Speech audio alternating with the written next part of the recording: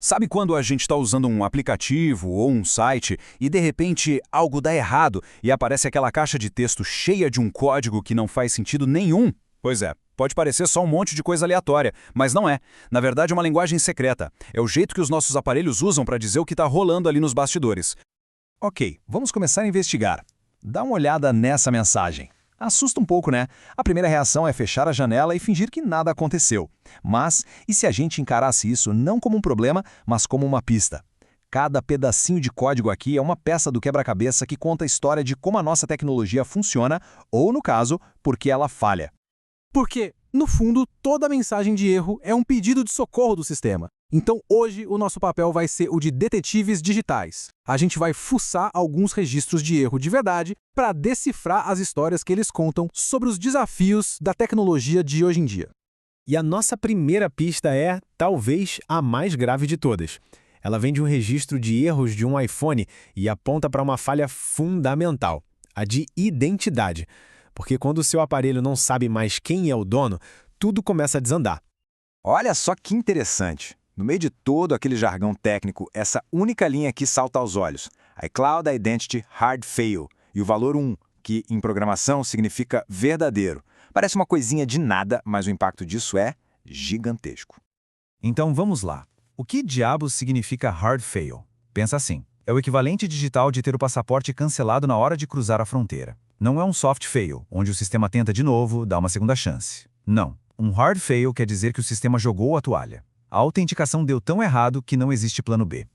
E aqui a gente vê o efeito dominó na vida de quem está usando o aparelho. Essa pequena linha de erro significa que o login no iCloud foi para o espaço. E isso, claro, impede que fotos, contatos, backups, tudo seja sincronizado. De repente, serviços que a gente usa todo dia se tornam inacessíveis. Ou seja, uma falha silenciosa no código vira uma baita dor de cabeça no mundo real.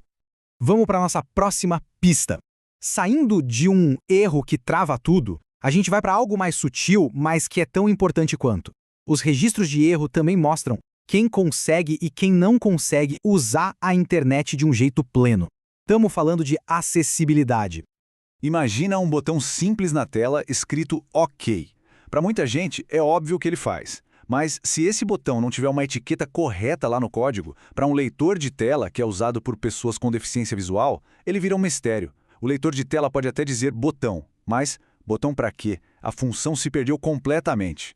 E os registros que a gente analisou, olha, estão cheios disso. Atributos área inválidos, que são tipo as placas de trânsito para os leitores de tela, botões que não dizem o que fazem, barras de progresso que não informam o que está progredindo.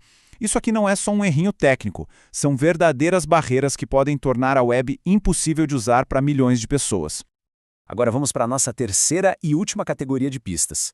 Elas mostram para a gente que, muitas vezes, construir o futuro da internet significa ter que lidar com as fantasmas da tecnologia do passado.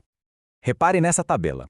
Do lado esquerdo tem um monte de recursos de design modernos que os desenvolvedores amam usar, como grid e flexbox, que deixam tudo mais bonito e funcional. E do lado direito, o fantasma que assombra todos eles, o Internet Explorer. Mesmo que quase ninguém use mais, garantir que tudo funcione nele ainda exige um monte de código extra e gambiarras. E a dimensão do problema é enorme. Uma análise rápida nos registros de compatibilidade revela mais de 100 avisos só para o Internet Explorer. Cada um desses avisos é tempo, é esforço que podia estar sendo usado para inovar, mas que é gasto para garantir que a tecnologia antiga não quebre a experiência de hoje. Então, o que todas essas pistas, a falha de identidade, as barreiras de acessibilidade e os fantasmas do passado nos dizem quando a gente junta tudo? Elas revelam um dilema que está no coração de quem desenvolve tecnologia.